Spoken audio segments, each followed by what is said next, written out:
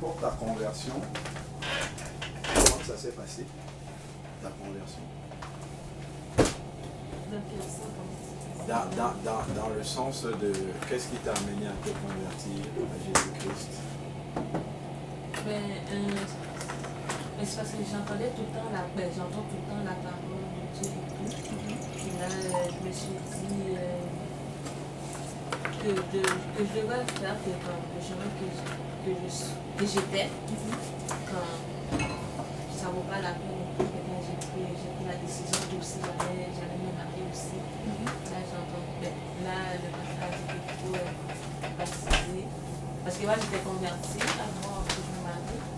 Puis là, il fallait que je fasse aussi, que je sois baptisée avant que je sois mariée. D'accord, ok. D'accord. Et dans ta démarche de conversion, on t'a parlé de la repentance? Pas vraiment. Est-ce que toi-même personnellement, tu as eu une démarche de repentance? Que genre, exemple? C'est-à-dire que, est-ce que tu as pris du temps devant le Seigneur pour demander pardon pour tes péchés à Dieu? Non, je suis ça comme ça.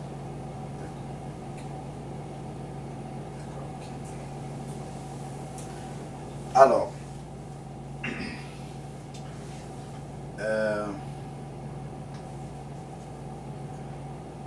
si un animal avait la possibilité de parler, je prends l'exemple d'un petit caniche, un petit chien qui vient, et s'il avait la possibilité de parler, il dit, ben, moi je suis le fils de l'INSEE. Est-ce que nous on peut croire ça? Je dirais que c'est un guide possédé par un témoin. On ne peut pas croire à ça. Bon, on ne peut pas croire. Déjà, pourquoi on ne peut pas croire? Parce que lui, c'est un chien et elle, c'est un humain. C'est pas possible. Général, il n'a pas été écrit coupable. Voilà. Tu vois, c'est pas possible parce qu'ils n'ont pas la même nature. Voilà, l'autre, lui, il a la nature animale et elle a la nature humaine. Donc, c'est pas possible. Donc, si on regarde par rapport à Dieu et les êtres humains, Dieu a une nature sainte, de sainteté. Dieu est parfait, il n'y a pas de péché en nous. Alors que nous sommes nés pécheurs. Nous avons la nature de péché. Même quand nous essayons, par exemple, tu peux essayer de faire les choses bien, mais il peut arriver que dans ta pensée, tu as une mauvaise pensée vis-à-vis de quelqu'un. Ça, c'est un péché déjà. Tu peux vouloir bien faire les choses, mais tu peux donner rendez-vous à 15 h et puis tu arrives à 17 h. C'est un péché. Tu vois, parfois on veut bien faire, mais malgré ça, on fait mal. Donc ça, c'est péché.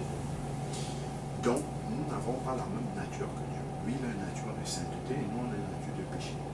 Donc, je ne peux pas dire de manière naturelle que je suis l'enfant de Dieu. Parce que c'est comme le chien qui dit qu'il est l'enfant de Dieu. C'est pas possible. C'est pas possible. Pour que le chien devienne l'enfant de Yannick, il faut qu'il soit un être humain. Est-ce qu'on peut transformer un chien qui devient un être humain? C'est pas possible. Il faut que ce chien-là meure et qu'un être humain naisse, tout simplement. Il faut que ce chien meure pour qu'un être humain revienne et cet être humain-là pourra potentiellement être l'enfant de lui, parce que c'est un être humain. C'est ça qui se passe pour la conversion.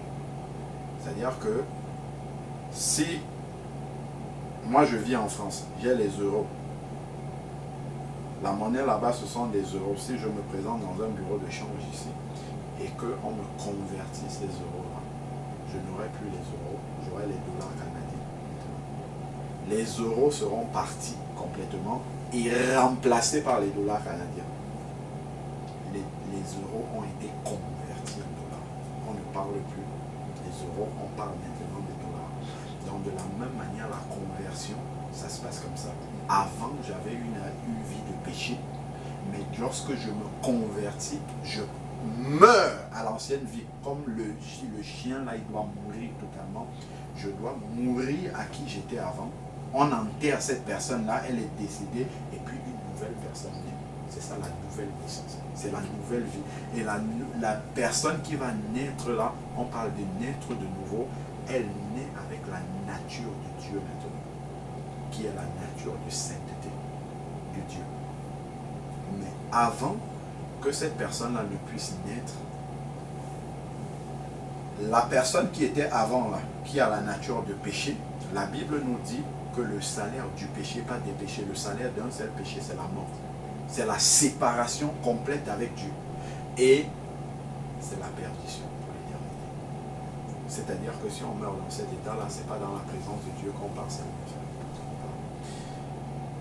Et le verset continue, c'est Romains chapitre 6, verset 23. Mais le don gratuit de la vie, le don gratuit de Dieu, c'est la vie éternelle en Jésus-Christ.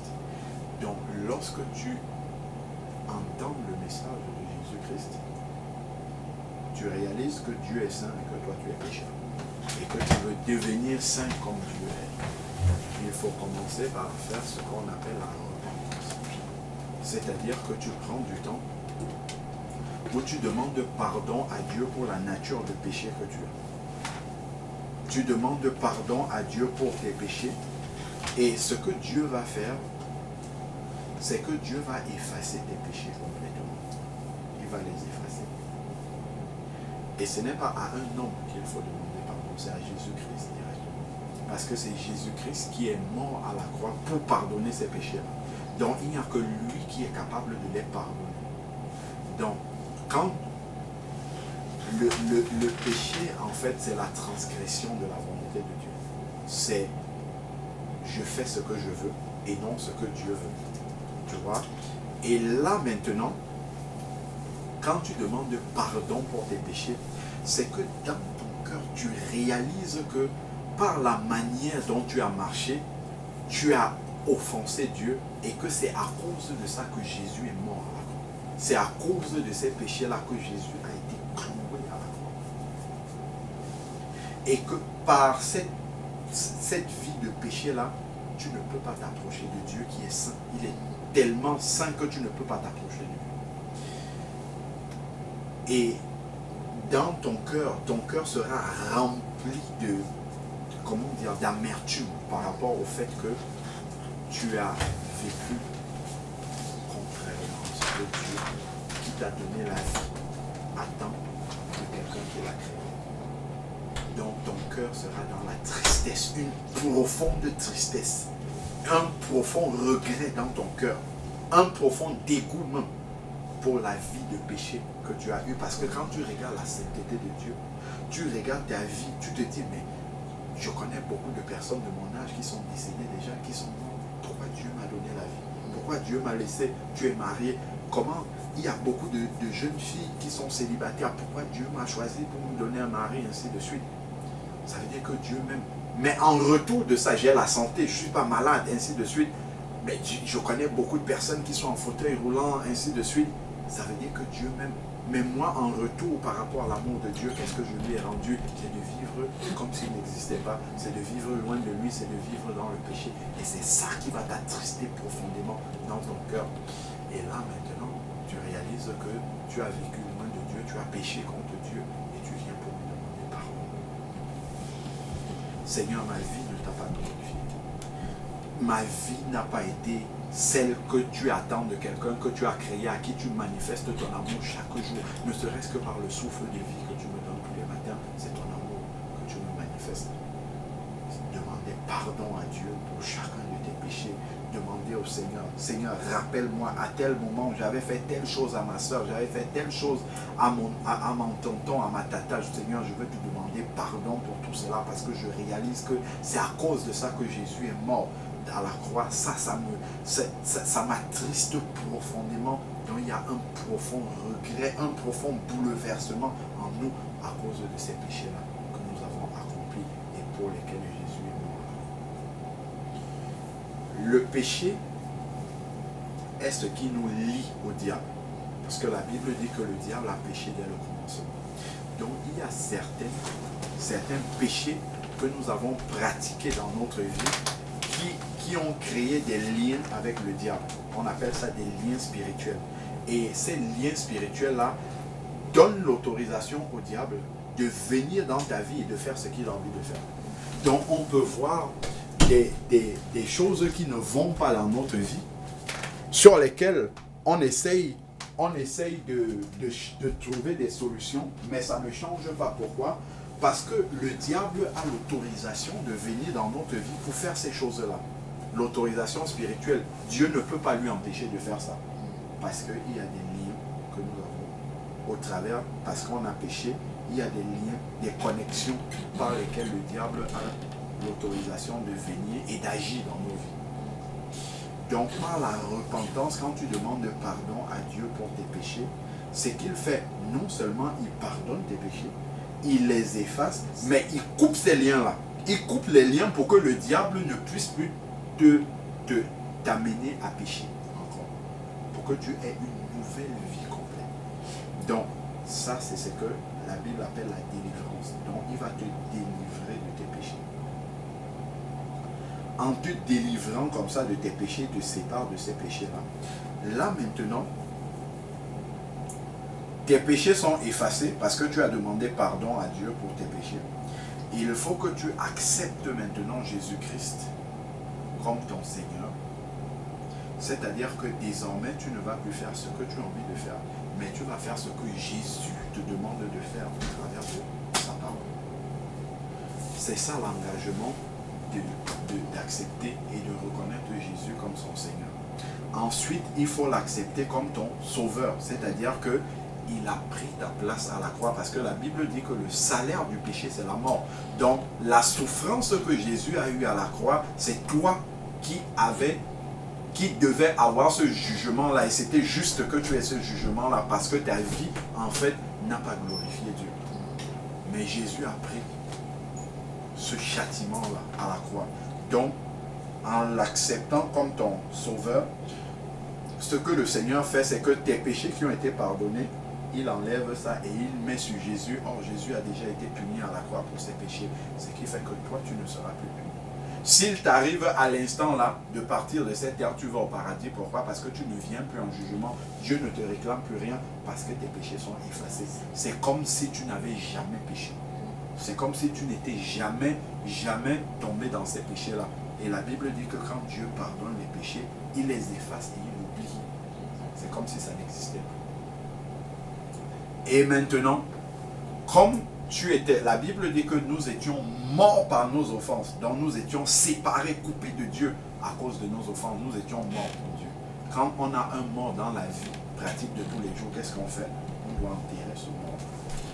C'est à ce moment-là maintenant que, puisque nous avons entendu la parole de Dieu, que nous sommes repentis de nos péchés, que nous avons décidé de changer de vie, de faire un demi-tour complet de notre vie, nous avons accepté Jésus-Christ comme notre Seigneur et comme notre Sauveur. Le Seigneur vient maintenant pour nous donner la vie, pour nous donner une nouvelle vie en Jésus-Christ. Et quand il nous donne cette nouvelle vie-là, maintenant il y a deux personnes en nous. Il y a deux personnes. Il y a celle qui était la personne remplie de péché, avec la nature de péché que nous étions avant. Et le Seigneur dit que cette personne-là, elle est morte. Quand on a un mort, qu'est-ce qu'on fait? On doit l'enterrer. C'est à ce moment-là que vient le baptême. Le baptême, c'est l'enterrement de la vie ancienne. C'est l'ensevelissement de l'ancienne personne qui avait la nature de péché. Il faut l'enterrer dans les eaux du baptême.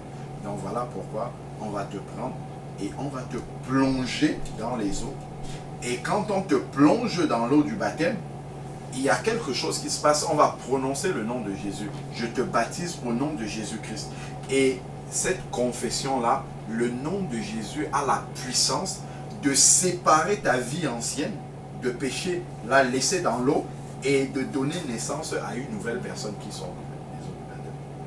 Donc tu meurs à ton ancienne vie et tu ressuscites à une vie nouvelle. Et la nouvelle vie, la nouvelle personne qui sort, elle sort avec l'Esprit de Dieu. Donc, l'Esprit de Dieu, c'est la nature de Dieu, la nature de sainteté. Donc, quand tu sors comme ça de l'eau du baptême avec l'Esprit de Dieu, donc avec la nature de Dieu en toi, il y a maintenant une haine pour le péché qui est en toi. Quand tu vois le péché dans ta vie, tu réagis. En fait, tu ressens ce que Dieu ressent par rapport au péché. Donc tu ne vas plus tolérer le péché, tu ne vas plus supporter de voir le péché dans ta vie. Tu vas lutter, comme la Bible dit, jusqu'au sang contre le péché. Parce que vraiment, Dieu t'a donné sa nature de sainteté et tu as le regard de Dieu maintenant sur le péché. Donc, tu vas commencer à vivre la vie nouvelle. Plus tu vas lire, c'est vrai que quand tu nais de nouveau, tu n'as pas encore une connaissance complète de la volonté de Dieu. Donc, il y a peut-être des résidus qui vont rester dans ta vie. Au fur et à mesure que tu vas lire la Bible, tu vas dire, ah ben, Dieu appelle ça péché encore. Donc moi je pratiquais encore ça, Seigneur, je te demande pardon, je ne vais plus le faire. Ainsi de suite. Et c'est comme ça que tu entres dans ce que la Bible appelle le processus de perfectionnement. Donc Dieu va commencer à te perfectionner. Tu as reçu déjà sa nature au travers de son esprit qui habite en toi. Et là maintenant, au fur et à mesure, Dieu va ouvrir tes yeux. Ah, ça c'est péché, ça c'est pas de la volonté de Dieu, ça c'est ainsi de suite. La prière, tu vas prier vraiment pour que le Seigneur puisse te garder dans ce chemin-là pour ne plus tomber dans le péché. Le Seigneur va te donner aussi de pouvoir prier pour d'autres personnes. La manière même, il va toujours avoir des épreuves dans ta vie, mais la manière dont tu vas aborder les épreuves sera complètement différente. Parce que tu comprendras que désormais, ma vie est dans le creux de la main du Seigneur. Il n'y a plus de hasard dans ma vie. Tout ce qui arrive dans ma vie, Dieu l'a permis. Parce que, pas pour me détruire, mais parce qu'il veut me former à quelque chose. Il veut m'enseigner quelque chose. Parce que Dieu, il enseigne non seulement dans sa parole, mais il enseigne dans la pratique aussi. Il ne donne pas seulement la théorie, il donne la pratique aussi pour qu'on voit comment se met en application cette théorie qu'il nous donne dans sa parole. Donc il va envoyer, il va laisser arriver dans notre vie des événements où il faudra qu'on mette cette parole en pratique. Il va laisser des épreuves arriver dans notre vie et il faudra justement... Bonne arrivée, Vera. Ça va très bien. Bonjour, monsieur. Bonne arrivée. Donc, il va... Bonjour. Tu vas bien? Que Dieu te bénisse abondamment. Installe-toi. Viens, bisous. Viens. Ah, c'est bien ça. Viens. Voilà. Donc, ça va? Donc, le Seigneur, il va laisser arriver des épreuves dans ta vie. Pourquoi il va laisser des épreuves arriver dans ta vie? Parce que ça va contribuer à pouvoir te former et à faire en sorte que la parole de Dieu que tu as reçue puisse devenir vie, puisse se manifester vraiment. Comme le Seigneur dit, mes paroles sont esprit et vie. Les paroles du Seigneur ne sont pas simplement la parole théorique comme ça, elles doivent être vécues. Donc, c'est au travers des épreuves que tu vas mettre en pratique la parole de Dieu. Et Dieu va t'enseigner, il va t'enseigner au travers de ces expériences que tu vas vivre dans tes épreuves. Donc, la manière même déjà d'aborder l'épreuve sera complètement différente. Tu ne vas plus voir les épreuves quand ça arrive dans ta vie. Oh ouais non, oh Seigneur, pourquoi ça, pourquoi si je suis ton enfant, ça arrive dans ma vie. Non, tu comprendras que si Dieu a laissé ça arriver dans ma vie, c'est parce que c'est nécessaire, c'est utile pour moi. C'est important que ça m'arrive pour que justement le Seigneur me permette de passer d'un cap à un autre avec lui. C'est comme les élèves qui vont à l'école. Les élèves doivent passer des examens pour aller en classe supérieure. Mais de la même façon, avec le Seigneur, les épreuves permettent de passer d'un cap de la foi à un autre. Tu vois? Donc, c'est vraiment important de comprendre comment le Seigneur agit dans notre vie. La manière dont tu vas prendre les difficultés qui vont arriver dans ta vie ne sera plus la même. Parce que celui qui n'a pas d'espérance en Jésus-Christ, lorsque une difficulté arrive dans sa vie, lui, il voit simplement, le ciel qui lui tombe sur la tête. Tu vois? Parce qu'il ne voit pas d'issue. Lui, il va se dire, ah, si Dieu existait, il ne m'aime pas, pourquoi il laisse ça arriver dans ma vie? Alors que celui qui est un enfant de Dieu sait que cette épreuve-là qui arrive, c'est pour son bien. Parce que s'il ne traverse pas cette épreuve-là, il y a beaucoup de choses qu'il n'aura pas compris dans la vie. Tu vois, il n'aura pas compris certaines choses dans la vie. Donc, le rapport même que tu auras par rapport aux difficultés de la vie ne sera plus ce rapport-là ne sera plus du tout le même. Tu vois? Et là, tu entres comme ça dans la nouvelle vie en Jésus-Christ. Dans la nouvelle vie avec le Seigneur Jésus. Et ça, c'est pas une vie, c'est pas une religion. C'est pas le fait d'aller dimanche à l'église, ainsi de suite. Non, c'est que tu as reçu l'Esprit de Dieu qui te permet de communiquer avec Dieu tout le temps, en tout temps, avec le Seigneur. Tu vois? Et ça te maintient dans une connexion permanente avec le Seigneur. Tu vois? Et ça, en tout lieu où tu es, ce n'est pas seulement le dimanche à l'église qu'il y a quelque chose d'extraordinaire qui va se passer. C'est qu'à tout moment, tu es avec Dieu, partout où tu es. Tu es dans ton travail, Dieu est là. Tu es chez toi, avec ta famille, Dieu est avec toi. Peu importe, tu es dans ta famille, Dieu est là. Peu importe l'endroit où tu es, tu as toujours cette conscience-là que Dieu est présent en toi. Parce que la présence de Dieu, tu l'amènes partout où tu vas. Et dont la responsabilité que tu as en tant qu'enfant de Dieu de te comporter comme Dieu veut, ben elle est avec toi partout. Donc, ce n'est pas comme quelqu'un qui est dans une religion où il pense que c'est lorsqu'il va à l'église qu'il faut être blanc comme neige et après dehors il a un comportement qui est totalement différent. Là, c'est quelqu'un qui n'a pas expérimenté la nouvelle vie en Christ. Celui qui a expérimenté la nouvelle vie en Christ, partout où il sait où il sait que la présence de Dieu est avec lui et qu'il est un ambassadeur du Seigneur partout. Il est un représentant de Dieu partout où il est. Donc c'est ça vraiment la nouvelle vie qui arrive. Et tu verras que cette nouvelle vie qui se dépose en toi par la présence de Jésus-Christ au travers de son esprit qui vit en toi, va te faire haïr beaucoup de choses que tu aimais avant. C'est-à-dire qu'il y a une haine pour ces choses-là qui va s'installer en toi que tu ne pourras plus supporter. Tu vois? Mais cette haine-là va être maintenue dans ton cœur si tu demeures dans cette parole-là.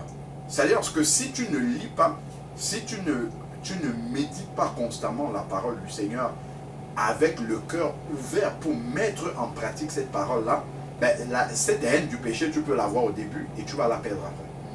Tu vas la perdre parce que la sensibilité au péché est fonction de la méditation que tu as de la parole de Dieu. Donc, la crainte que tu as du Seigneur dans ton cœur est gardée par le fait que tu demeures toujours dans sa parole.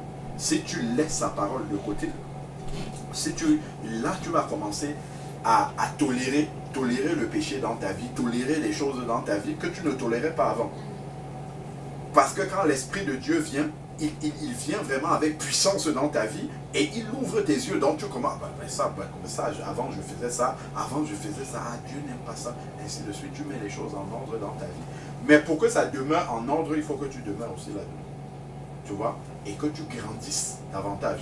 Que tu grandisses davantage dans, dans la volonté, la mise en pratique de la volonté du Seigneur dans ta vie. Tu vois? Donc le rôle de la parole est essentiel dans la vie d'un enfant de Dieu. La Bible nous dit dans 2 Pierre, dans 1 Pierre chapitre 2, désirez comme des enfants nouveau-nés le lait non frelaté de la parole de Dieu. C'est-à-dire que comme l'enfant qui est là, quand il est né, il a eu besoin du lait pour grandir, pour devenir comme il est là, costaud, fort, pouvoir poser ses pieds, que les pieds tombent, que les pieds tiennent et non qu'ils tombent. Ben, si on ne lui avait rien donné quand il était né, on l'a laissé là comme ça, on l'a laissé, on ne lui donne pas de lait, on ne lui donne rien du tout, ben, l'enfant il va mourir. Il va d'abord commencer par tomber malade. Et si on continue à le laisser comme ça, la maladie va se développer, on ne lui donne pas à manger, il va finir par mourir. Ben, c'est la même chose avec la conversion. Si tu es né de nouveau et que tu ne te nourris pas de la bonne parole de Dieu, parce que même l'enfant, si tu prends un enfant comme ça, tu lui donnes, je ne sais pas moi, la nourriture qui n'est pas appropriée pour lui, ou par exemple la nourriture qui est déjà avariée, la nourriture qui est périmée, ainsi de suite, ben, l'enfant va tomber malade. Ben, de la même manière, si on te donne une parole qui n'est pas la parole de Dieu, des fausses doctrines par exemple, si on te donne ça et que tu manges ces doctrines-là, ben, tu vas attraper des maladies spirituelles, et si ça, ce n'est pas traité, ben, tu risques de mourir comme l'enfant qui est mal nourri, tout simplement. Donc, c'est pour ça qu'il faut veiller à avoir une communion personnelle avec le Seigneur dans la parole, et pouvoir, quand tu as cette communion personnelle avec Dieu dans sa parole, peu importe l'endroit où tu arrives, tu entends parler du Seigneur, ce n'est pas parce que quelqu'un a ouvert sa Bible et qu'il parle de Dieu que c'est de Jésus, de la Bible qu'il est en train de te parler. Mais la communion personnelle que tu as avec Dieu dans l'intimité, quand tu entendras quelqu'un parler de Dieu, ben, si ce n'est pas dans la Bible, l'Esprit Saint va te dire, ben, c'est qu'il est en train de dire, moi j'ai lu le contraire dans la Bible, donc ça c'est pas l'Esprit de Dieu qui est en train de parler. Mais si tu n'as pas de communion avec Dieu, si tu n'as pas de méditation de la parole de Dieu, tu arriveras, tout ce qu'on va te dire, tu vas gober comme ça, tu vas prendre ça comme ça, parce que tu n'as pas d'élément de comparaison. Tu vas accepter parce qu'on a dit Jésus-Christ, on a dit Dieu, donc ça veut dire c'est la vérité. Donc tu vas accepter toute parole qu'on t'amène. Alors que le Seigneur nous dit, si je regarde 1 Corinthiens chapitre 15, regardons ce qu'il dit. Il est dit ici, je vous rappelle frères l'évangile que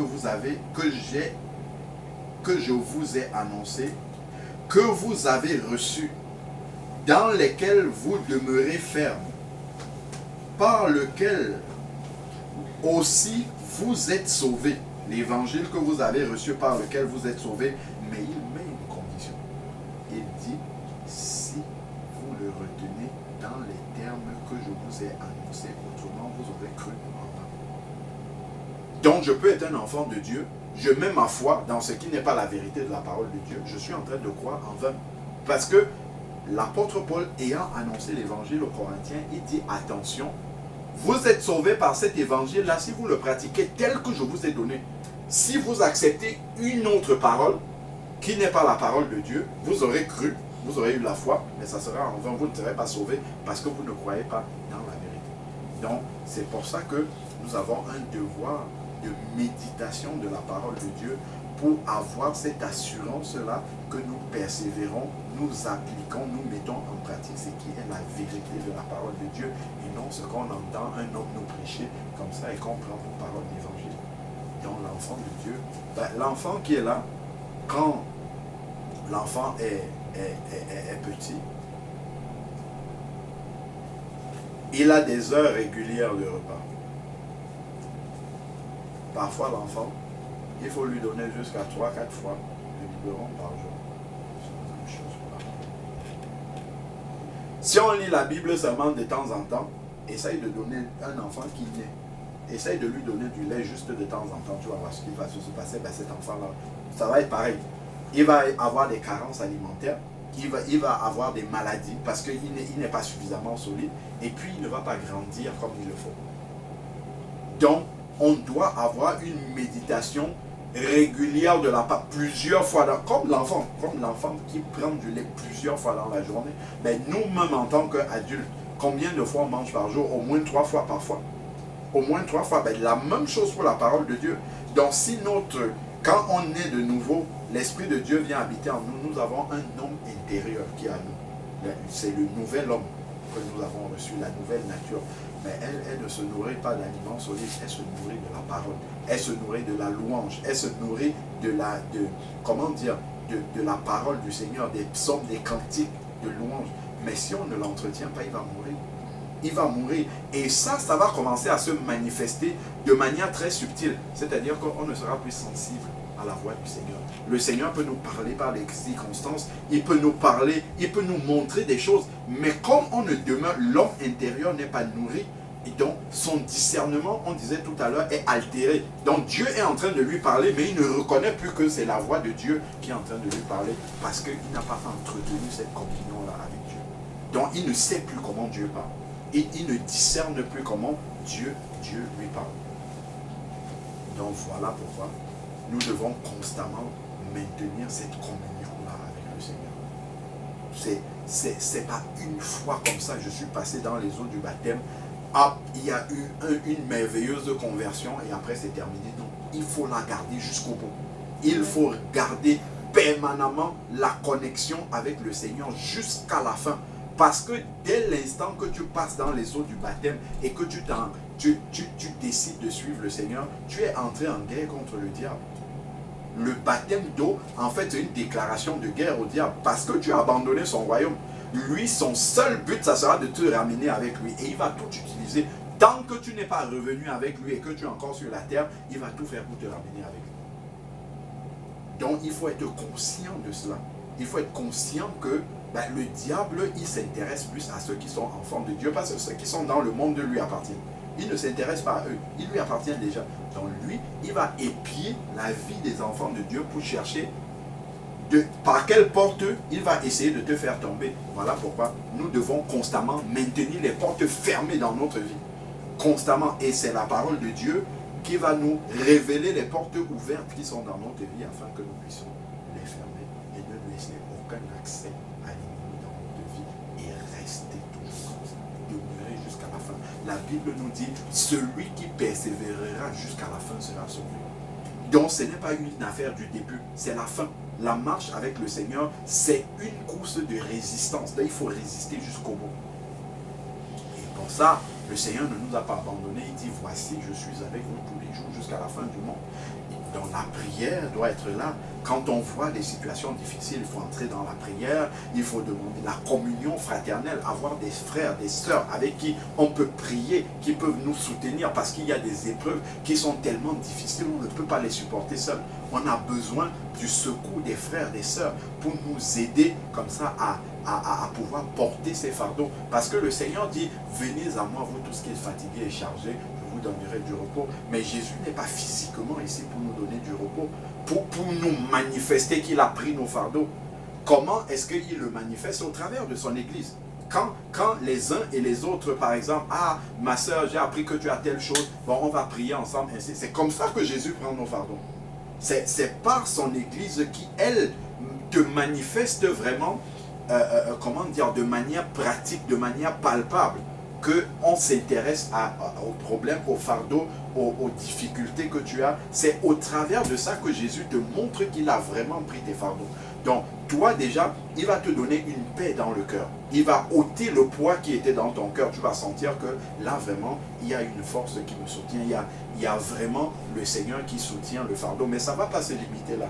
Il va le manifester de manière pratique maintenant par l'Église. Mais si tu n'as pas la communion fraternelle, si tu n'as pas d'autres enfants de Dieu qui sont nés de nouveau aussi comme toi, parce que ce n'est pas juste dire, bon, je connais des personnes qui sont converties quelque part et je vais aller là-bas. Non, il faut que ce soit des personnes qui ont expérimenté la même, qui sont nées de nouveau exactement comme toi. Parce que si ce sont des personnes qui sont dans la religion, vous n'aurez pas de mêmes objectifs. Vous n'aurez pas du tout les mêmes objectifs. Il faut que ce soit vraiment des personnes qui sont nées de nouveau comme toi, qui sont repenties de leurs péchés, qui sont passées dans les eaux du baptême, qui ont pour seul objectif sur la terre de se préparer pour le retour de Jésus-Christ, parce que c'est ça l'objectif en fait. Pour se préparer, d'être prêt à la rencontre du Seigneur. Lui, là, c'est avec eux qu'il faut persévérer jusqu'au bout. Mais si c'est juste des personnes qui vont à l'église le dimanche et après qui vivent comme si Jésus n'existe pas, ben là, tu vas perdre ton temps. Tu vas demeurer et tu ne vas pas voir la parole de Dieu se manifester dans ta vie. La Bible dit dans Actes chapitre 2, verset 42, ceux qui étaient nés de nouveau là, qui s'étaient repentis, sont passés dans les eaux du baptême, la Bible dit qu'ils ont persévéré dans l'enseignement des apôtres. Donc il faut recevoir des enseignements. La méditation de la parole de Dieu, Dieu te donne par son esprit aussi des enseignements. Deux, ils ont persévéré dans la communion fraternelle. La communion fraternelle, ce n'est pas un endroit où on va s'asseoir le dimanche comme dans beaucoup de milieux. On s'assoit, on écoute un homme parler, après on rentre chez soi. Ça, ce n'est pas la communion fraternelle. La vraie communion, c'est comme nous sommes là. C'est des personnes qui se connaissent vraiment, qui se fréquentent, qui connaissent la vie des uns des autres. C'est ça la communion fraternelle, qui veillent les uns sur les autres, qui peuvent voir telle personne sortir du chemin étroit du Seigneur et dire, attention, frère Francis, ce que tu fais là, le Seigneur n'aime pas ça, sort de là rapidement. lui aussi, quand il va me voir, frère, je comprends dans ton langage là, ton langage n'est pas le langage des enfants de Dieu. Il faut que tu travailles ça. C'est ça, veiller les uns, c'est ça la vraie communion fraternelle. C'est pas qu'on se voit le dimanche, on est des étrangers, je connais pas ta vie, on se voit, oh, mon frère, ma soeur, bisous, bisous, et puis terminé, chacun va chez lui. Ça, c'est pas la communion fraternelle. La communion fraternelle, Jésus nous montre un exemple. Il vivait avec ses disciples tous les jours de la vie. Pendant les 3 ans et demi qu'il a fait, il était avec ses disciples tous les jours. C'est ça. Bon, on a des vies qui sont un peu difficiles, mais c'est avoir des vrais frères, des vraies sœurs qu'on fréquente régulièrement, avec qui on prie, avec qui on a des sujets de prière en commun. C'est là vraiment, c'est cette communion, c'est ça que Jésus lui appelle la communion fraternelle. C'est ça, c'est pas comme un club où on va un dimanche et puis le club se déroule et après chacun passe. Non, c'est une vraie relation. Une vraie relation où on connaît la vie des uns, on connaît les fardeaux des uns et des autres, on les porte en prière, on passe du temps, on peut prendre un temps pour jeûner pour telle personne, pour telle situation, ainsi de suite. C'est ça la vraie communion fraternelle. Et un enfant de Dieu ne peut pas vivre sans ça. C'est pour ça que souvent, dans certaines assemblées, tu vas voir des gens, ils sont là depuis 10 ans, depuis 15 ans, ils ne progressent pas. Leur vie, elle est toujours la même. Les mêmes péchés qu'ils pratiquaient, ils pratiquent toujours la même chose. Ben parce qu'il n'y a pas d'enseignement véritable, il n'y a pas de communion fraternelle, il n'y a pas des vrais frères qui sont eux-mêmes nés de nouveau, des sœurs qui veillent sur eux, ainsi de suite. Ben là, ils sont là, ils stagnent. Leur vie spirituelle, c'est toujours la même chose, s'ils ne régressent pas d'ailleurs. Donc, la communion fraternelle, la fraction du pain. La fraction du pain, c'est le repas du Seigneur. Le repas du Seigneur, ça ne se prend pas avec des étrangers, ça se prend avec des amis, c'est un repas de famille, on se connaît vraiment, on partage le repas de famille, après on va rompre le pain et le vin, qui est une expression de famille, en fait, que nous sommes unis dans la même famille. C'est la même coupe qui va passer entre nous, on se transmet carrément les salives, c'est dans le domaine physique, et ça montre que nous sommes un, vraiment. Nous sommes une vraie famille. Mais là, tout ce qu'on voit dans beaucoup de milieux, c'est quelque chose d'artificiel. C'est pas vrai. C'est pas la vraie famille de Dieu. L'église du Seigneur, c'est une véritable famille. Là où je suis ici, elle, c'est ma soeur. C'est la première fois que je la vois physiquement. Mais l'Esprit de Dieu nous a unis comme si on s'était toujours connus. Parce qu'il y a une vraie fraternité, même si on est resté d'abord sur comment dire, par les moyens technologiques, mais le fait de partager souvent, d'être souvent dans la parole de Dieu, d'avoir les nouvelles des uns des autres, les fardeaux que les uns et les autres traversent, on est quand même dans une communion fraternelle. Au moins, je peux dire, je sais que la sœur Jannick, il y a ça qui se passe dans sa vie maintenant, elle a besoin de soutien dans la prière par rapport à ça, et ainsi de suite. C'est ça la vraie communion fraternelle que le Seigneur demande, pour que nous puissions veiller les uns sur les autres. Veiller les uns sur les autres. Parce que là, nous vivons dans les temps de la fin. Et le diable va multiplier, il est déjà en train de le faire. Il va multiplier des moyens de séduction pour éloigner les enfants de Dieu de la concentration sur le Seigneur. Et c'est ton frère, c'est ta soeur qui est à côté de toi, qui peut veiller sur toi et te dire, attention Francis, là ta pensée est déjà trop occupée par telle chose. Attention, le Seigneur est là. Le Seigneur revient bientôt, fais attention. Ce n'est pas le moment d'être dans la distraction maintenant. C'est le moment de demeurer dans la prière, dans le jeûne, la prière, la méditation de la parole, la consécration, la communion fraternelle. C'est le temps de se consacrer à ça maintenant. Ce n'est pas le temps de s'endormir. Ce n'est pas le temps de penser aux choses du monde, ainsi de suite. Mais si tu n'as pas un frère, tu n'as pas une soeur à côté de toi pour te rappeler ça, pour qu'ensemble, main dans la main, vous puissiez avancer, tu vas t'endormir spirituellement et le diable, il est content. Il est content quand on sait. Si le maximum d'enfants de Dieu qui vont s'endormir, il est content parce qu'ils ne vont pas prier pour que les projets que le diable a pour ce monde-ci ne s'accomplissent pas. Pour même l'avancement du royaume de Dieu, il n'y aura personne pour prier pour ça. Mais les enfants de Dieu seront dans la défaite. Le diable est content. Le diable est content. C'est pour ça qu'il faut revenir dans la volonté du Seigneur. Le Seigneur de les 4 piliers, l'enseignement des apôtres, la communion fraternelle, la fraction du pain et les prières. Prières ensemble, prières d'intercession. Il y a telle chose que nous avons vu. Ça là, ça ne va pas. On voit tel frère au milieu de nous, il ne marche pas bien. On va se mettre en prière, on va jeûner pour lui, ainsi de suite, pour le fortifier, pour qu'il avance. On lui parle et on prie ensemble, et ainsi de suite. Ce n'est que de cette manière-là que dans les temps de la fin, les disciples du Seigneur pourront persévérer jusqu'au bout. Mais dans tous les grands milieux là, où il y a beaucoup de religions, ainsi de suite, il faut faire très attention. Ça sera difficile. Est-ce que par rapport à tout ce qu'on a partagé, tu as des questions? Ah non, je crois. Est-ce que ta nouvelle naissance, telle que tu nous as expliqué que tu es passé dans les eaux du baptême, est-ce que ça s'est passé comme on vient d'expliquer là? La repentance, l'acceptation de Jésus-Christ comme ton Seigneur et Sauveur, la conscience que ta vie ancienne ne glorifiait pas le Seigneur et que vraiment tu as décidé d'abandonner cette vie-là complètement, que tu as tourné le dos à cette vie ancienne-là pour vivre une vie nouvelle. Est-ce que tu as expérimenté ça? Oui, mais là, maintenant, ce mois, j'ai shooté. Là, je me sens vraiment très éloignée de Dieu. À cause que d'une situation qui s'est passée. Là, je prie plus vraiment, je ne peux plus vraiment la Bible et tout.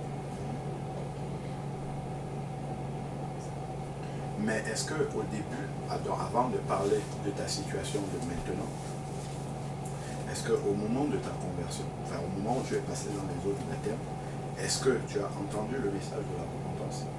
Est-ce que tu t'es repenti avant de passer dans les eaux du baptême? Mais j'ai pris, mais ils ont fait une étude pour expliquer c'est quoi le baptême et tout. D'accord. À l'église. D'accord. Et dans cette étude-là, ils vous ont parlé de la repentance? Oui. D'accord. Et tu t'es repenti? Mais j'ai pas, comme vous avez expliqué, j'ai pas comme repenti comme genre, comme parler à Dieu, que de mettre les péchés et tout. Mais honnêtement, j'ai pas fait ça. Et tu es passé dans les eaux du baptême? D'accord. Est-ce qu'ils t'ont demandé si tu es repenti? Non, il me l'a pas. D'accord. Regardons dans la Bible. Est-ce que tu peux lui donner une Bible? Ouvre dans Actes des Apôtres, chapitre 2, verset 38. Actes des Apôtres, chapitre 2, verset 38. Acte 2, 38.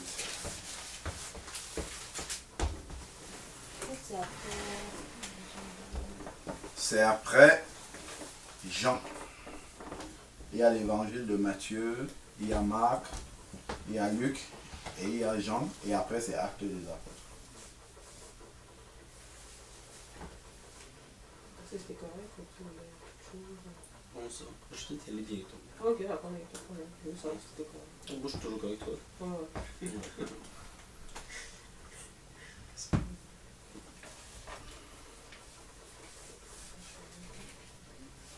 Sinon, il y a une Bible sur mon téléphone. Oui, Actes chapitre 2.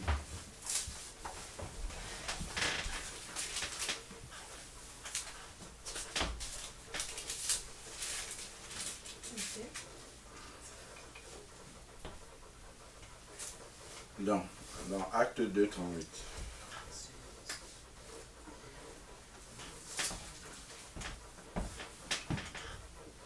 Donc, il est écrit, Acte 2, verset 38, il est écrit, Pierre leur dit, ce verset-là nous montre comment est-ce qu'on est de nouveau.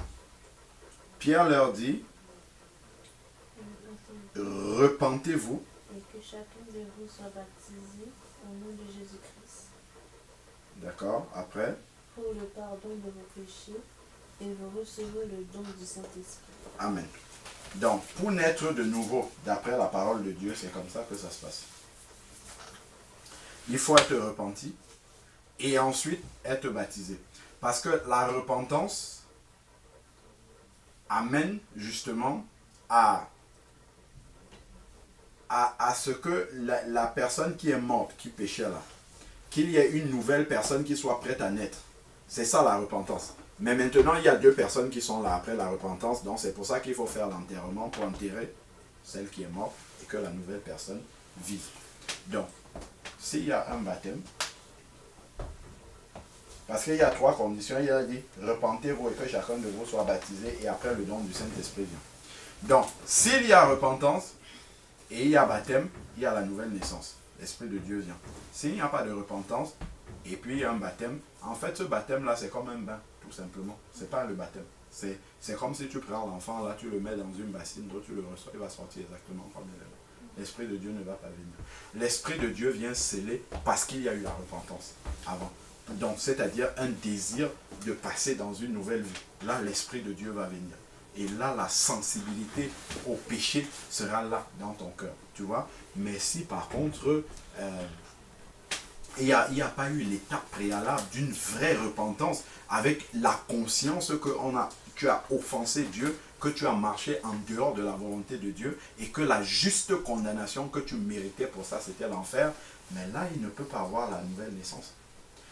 Si je fais le tour ici, là, autant que nous sommes là, si je demande à chacun de nous comment il est né, ben il y a une seule manière de naître. Chacun d'entre nous, que ce soit lui, que ce soit moi, que ce soit toi, on est venu des pays différents. Elle est d'origine haïtienne, elle est d'origine Cap-Vert, toi tu es d'origine d'où? Haïtienne. Lui, il est d'origine du Canada, moi je suis du Cameroun. Donc, chacun d'entre nous, on vient des horizons différents, mais il y a une seule manière dont nous sommes nés. Peu importe la culture d'où nous sommes partis, c'est que notre papa a été avec notre maman, et puis dans leur intimité, ça a donné un enfant, donc une ovule, un spermatozoïde qui féconde une ovule, ça donne un enfant. Ça, c'est partout, c'est universel. Il n'y a pas une autre manière dont un enfant vient au monde. Et on va rester, l'embryon va se développer dans le ventre pendant 6, 7, 8, 9 mois. Et ensuite, l'enfant va naître. C'est comme ça partout, peu importe l'endroit où on va. Ben, ça, c'est la naissance physique. De la même manière, de manière spirituelle, c'est la même chose. Peu importe l'endroit où tu vas dans le monde entier, il y a une seule manière de naître de nouveau. Si quelqu'un est né de nouveau d'une autre façon, ça veut dire que ça veut dire qu'il n'est pas né en fait. Donc si quelqu'un parmi nous dit que lui, il n'est pas issu d'un spermatozoïde et d'une ovule, ça veut dire que c'est un extraterrestre. Si quelqu'un parmi nous dit que lui n'est pas resté dans le ventre d'une femme avant de venir dans le monde entier, ça veut dire que ou bien il est Jésus-Christ, ou bien je ne sais pas. Donc il n'est pas d'une autre nature. Tu vois? Donc, pour la nouvelle naissance, c'est la même chose. Si chacun d'entre nous raconte comment il est né de nouveau, il y aura toujours ce qu'on a vu, la repentance, ensuite le baptême, et après la réception du don du Saint-Esprit. Et quand le don du Saint-Esprit vient dans la vie de quelqu'un, il produit le fruit du Saint-Esprit aussi. Le fruit du Saint-Esprit dans la vie de quelqu'un, c'est la transformation, c'est la nouvelle vie. C'est un fruit nouveau qu'on voit dans la vie de cette personne. Prenons Actes chapitre... Actes chapitre... je vais vous dire ça...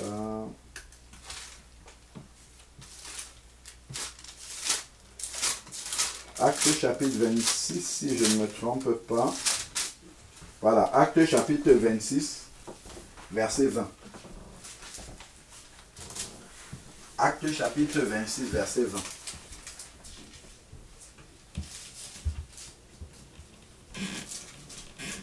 On peut commencer à partir du verset 19. Acte 26, à partir du verset 19.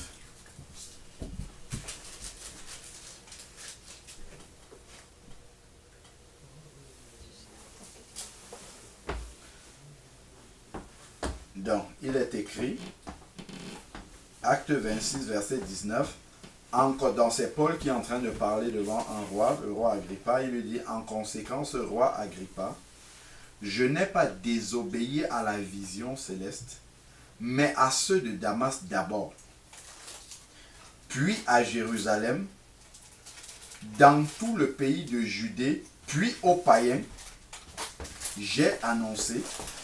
Donc en fait, ici l'apôtre est en train de raconter tous les endroits par où il est passé. Et on va voir qu'il leur a annoncé la même chose.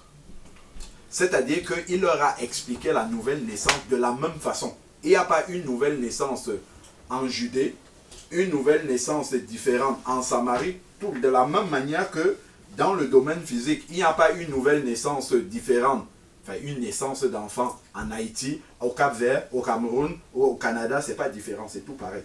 Donc c'est comme ça, il nous dit, partout où il est passé là, il a annoncé la nouvelle naissance de la même manière, ce sont les mêmes étapes.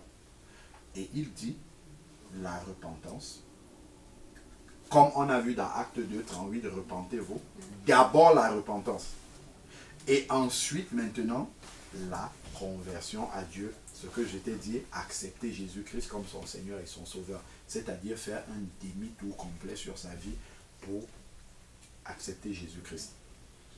Et ensuite, maintenant, le baptême va intervenir, mais la repentance, cela doit produire un fruit visible dans ta vie. C'est le changement de vie. Il dit, avec la pratique des œuvres dignes de la repentance. Parce que quand l'Esprit de Dieu vient habiter en toi, tu ne peux pas avoir la même vie qu'avant. Tu ne peux pas être devant le péché et le considérer comme avant. Ce n'est pas possible. Si devant le péché, tu continues à te comporter comme avant sans que ça ne te dérange, c'est qu'il y a un problème. C'est que tu n'as pas reçu l'Esprit Saint tout simplement. Parce que dans Jean chapitre 16, verset 8, il est dit que le Saint-Esprit vient pour convaincre de péché. C'est la chose, quand l'Esprit de Dieu vient en nous, dès qu'il voit qu'on veut tomber dans le péché là, il va dire, c'est Diamila, c'est ça? Fabiola. Fabiola. Là, attention Fabiola, là, si tu fais ça, Dieu n'aime pas ça. Ne le fais pas. Et toi maintenant, comme tu es un enfant de Dieu, tu as accepté Jésus-Christ comme ton Seigneur et Sauveur, c'est-à-dire que tu as pris l'engagement de ne plus faire ce que tu veux, mais ce qu'il veut, tu vas dire, ah Seigneur, merci de m'avoir montré ça, je ne vais pas le faire. Si accidentellement il t'arrive de tomber dans le péché, tout de suite dès que l'Esprit de Dieu, oh Seigneur, pardonne-moi pour ce péché dans lequel je suis tombé. Donne-moi la force de ne plus tomber là-dedans et tu avances. Est-ce que c'est comme ça que tu as vécu après le baptême? Au commencement, oui, mais après ça, j'ai chuté. Donc avant la chute, quand le péché arrivait, dans ton cœur, tu savais que non, là c'est pas bon, là c'est pas la marche que le Seigneur veut, et ainsi de suite. Exactement. D'accord. Et après donc, la chute est venue. Exactement. Quand la chute arrive comme ça, il faut sortir très rapidement de là. Tu es bien d'accord avec moi? Oui, c'est ça. Lisons un passage d'abord pour comprendre que c'est très urgent de sortir là-dedans. Très, très, très, très urgent. 2 Pierre chapitre 2. Pierre, c'est vers la fin. 2 Pierre chapitre 2, du verset 20 au verset 22. 2 Pierre chapitre 2. Oui. C'est la fille bleue, c'est ça. Ah, d'accord. 2 Pierre chapitre 2, t'as dit? 2 Pierre chapitre 2, verset 20 à 22. Alors. Ouais, voilà, c'est ça. Non, tu peux. C'est ici, Pierre. Non, ça c'est 1 Pierre. Non, c'est 2 Pierre ici, chapitre 2, verset 20. Il est écrit, en effet, si après s'être retiré des souillures du monde,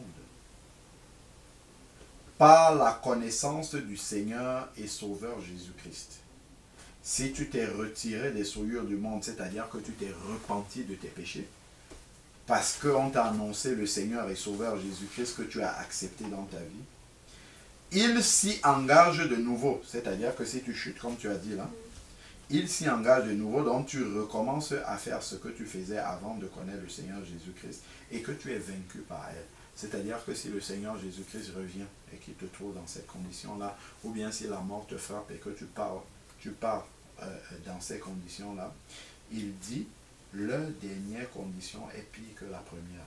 La première condition que tu avais, c'était quand tu ne connaissais pas Jésus-Christ, tu étais un pécheur, tu étais quelqu'un qui péchait et donc tu étais perdu. Mais il dit que si tu as connu Jésus-Christ et que tu as chuté et que tu pars dans cet état-là, la condition dans cet état-là sera pire que quand tu ne le connaissais pas. Parce que tu l'as connu et tu l'as renié. Tu vois, il vaut mieux n'avoir pas connu Jésus-Christ, tu seras perdu, mais ça sera moins pire que si tu l'as connu et tu as regardé. Tu vois, donc il dit ici, car il valait mieux pour eux n'avoir pas connu la voie de la justice, c'est-à-dire n'avoir pas connu le Seigneur Jésus-Christ, que de l'avoir connu et de s'être détourné du saint commandement qui leur avait été donné. Il leur est arrivé ce que dit le proverbe véridique, le chien est retourné à ses vomissements. Et la truie à peine lavée va se vautrer dans le bourbier. Donc, quand on est tombé, il faut rapidement revenir au Seigneur. Le Seigneur nous dit dans 1 Jean chapitre 1 verset 9, si nous lui confessons nos fautes, il est fidèle et juste pour nous pardonner. Si tu as eu une authentique nouvelle naissance en passant par la repentance, parce que curieusement, en fait, tu me dis que tu ne t'es pas repenti, mais que tu avais la crainte du péché. Comment ça se fait?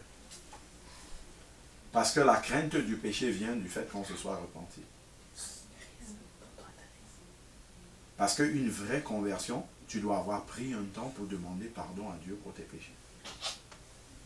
Mais là, tu me dis que tu n'as jamais pris ce temps-là pour demander pardon avant. Donc, ça veut dire que, en fait, ta nouvelle naissance, elle n'est pas conforme à la parole de Dieu. Parce qu'il n'y a pas eu un temps pour la repentance, suivi du baptême, et ensuite, maintenant, la nouvelle vie, la réception véritable de l'Esprit Saint. Donc, pour moi, c'est même pas pour moi, pour la parole de Dieu, il faut passer par les vraies étapes de la Bible. La nouvelle naissance conforme à la parole de Dieu. Donc, prends un moment où tu te mets devant le Seigneur et tu dis, Seigneur, sincèrement, rappelle-moi tout ce que j'ai fait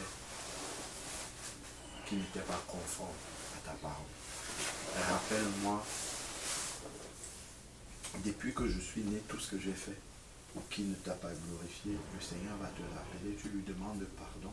Pardon pour tes péchés les uns après les autres, tu lui demandes pardon. Tu lui demandes pardon pour ta nature même qui te poussait à pécher, ta nature de péché.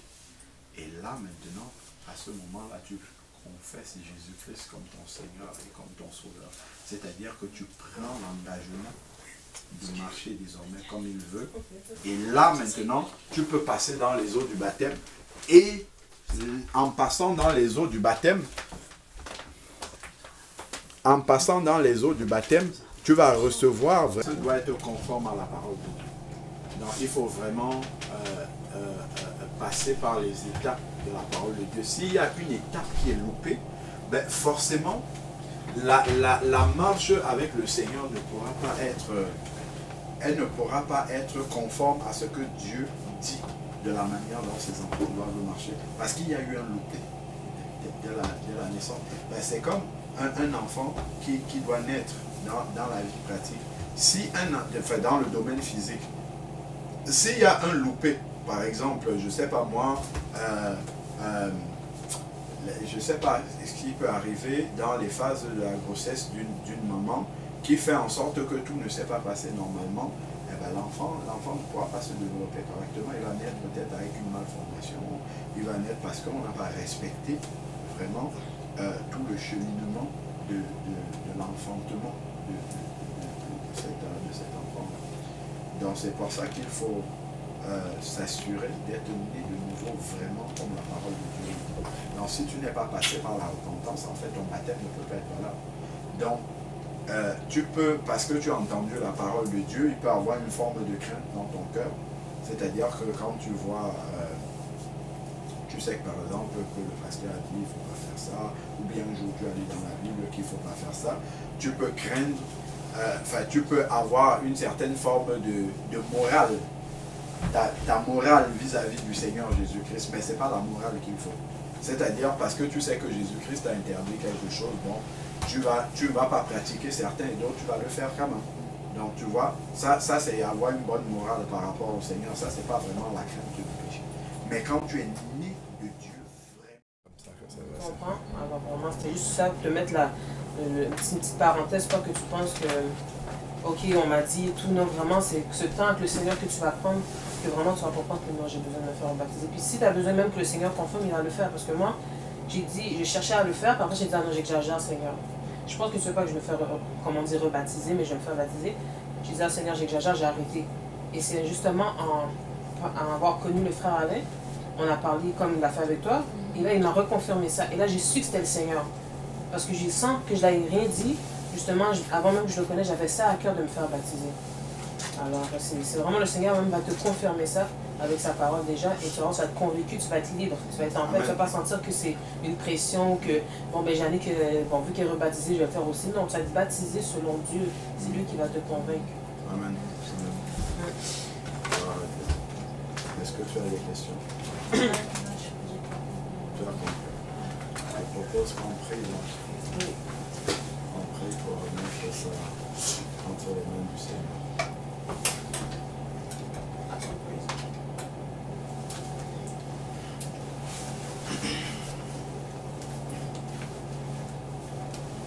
La voix du Seigneur m'appelle. Prends ta croix et viens suis-moi. Je réponds, Sauveur fidèle, me voici. Je suis à toi jusqu'au bout, jusqu'au bout. Je veux te suivre dans les bons, les mauvais jours. À toi pour mourir et vivre, à toi Jésus pour toujours. Mais le chemin du calvaire est étroit et périlleux. C'est un chemin solitaire, difficile et ténébreux jusqu'au bout, jusqu'au bout. Je veux te suivre dans les bons, les mauvais jours.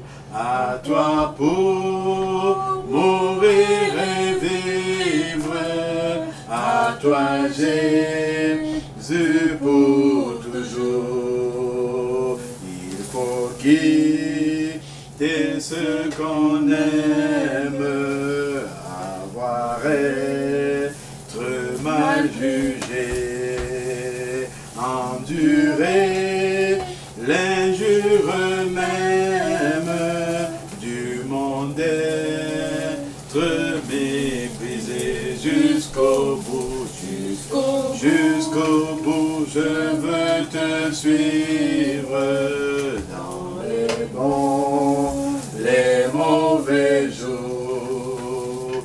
À toi pour mourir et vivre, à toi Jésus pour toujours. Lui perdre sa propre vie, consenti à n'être rien, n'avoir qu'une seule envie, aimer Jésus le seul bien jusqu'au bout.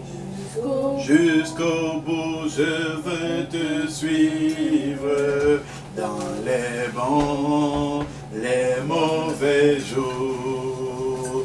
À toi pour mourir et vivre, à toi Jésus pour toujours. Jésus donne grâce et gloire pour le suivre à chaque pas. Avec lui, joie et victoire, paix et bonheur ici-bas, jusqu'au bout, jusqu'au bout. Je veux te suivre dans les bons, les mauvais jours. À toi pour mourir et vivre, à toi Jésus pour toujours. Oui, éternel Dieu Tout-Puissant, Père, nous voulons bénir ton nom encore parce que tes œuvres sont grandes. Père, merci parce que bien avant la fondation du monde, Seigneur Dieu, tu avais mis ce jour à part. Ce jour, Seigneur Père, où Fabiola devait écouter ta parole, Seigneur Père. Ce jour, Seigneur Père, où tu avais prévu de parler à son cœur, Seigneur Dieu Tout-Puissant. Oh Éternel, merci Seigneur Dieu, parce que tu fais tomber le voile, Seigneur Père éternel, afin, Seigneur Dieu, qu'elle puisse voir comme tu vois. Seigneur Dieu, viens encore, Seigneur Père éternel, et accomplis l'œuvre que tu avais prévue, Seigneur Dieu Tout-Puissant, bien avant la fondation du monde dans la vie, Seigneur Père de Fabiola, qu'elle reçoive vraiment, Seigneur Dieu Tout-Puissant, la conviction dans son cœur, Seigneur Père, de l'œuvre que tu veux accomplir. Seigneur Dieu, dispose de toutes choses, Seigneur Père, afin que ton projet pour elle puisse s'accomplir totalement au nom de Jésus. Père, ta parole nous dit que tu es venu chercher et sauver ceux qui étaient perdus. Seigneur Dieu Tout-Puissant, que vraiment les étapes de la nouvelle naissance que tu nous l'as montré, que tu nous as montré dans ta parole, Seigneur Père, que cela puisse se réaliser dans la vie de Fabiola au nom de Jésus. Père, conduis-la dans tout ce que tu as prévu pour elle, Seigneur Dieu Tout-Puissant, que aucune miette, Seigneur Père, du projet que tu as pour sa vie ne puisse tomber par terre sans que tout ne se réalise au nom de Jésus-Christ. Père, tu sais par quelle situation elle passe. Tu sais, Seigneur Père, quels sont les combats de sa vie. Père, toi qui dis, venez à moi, vous tous qui êtes fatigués et chargés, je vous donnerai du repos. Seigneur Père, viens accomplir ton œuvre parfaite dans la vie de Fabiola, Seigneur Père. Que vraiment le plan de salut que tu as pour sa vie puisse s'accomplir au nom de Jésus. Père, nous te disons merci parce que, Seigneur Père éternel, tu n'as pas permis qu'elle puisse demeurer dans une quelconque façon de se convertir religieuse. Mais tu es venu, Seigneur Père, pour te révéler à elle dans la vérité, afin qu'elle te reçoive véritablement dans son cœur comme Seigneur et Sauveur, Seigneur Père, et qu'elle marche conformément à ta parole, que sa nouvelle naissance soit conforme à ce qui est écrit dans ton évangile, Seigneur Père éternel. Père, nous te disons merci encore. Continue à nous conduire par ton esprit au nom de Jésus-Christ. Amen.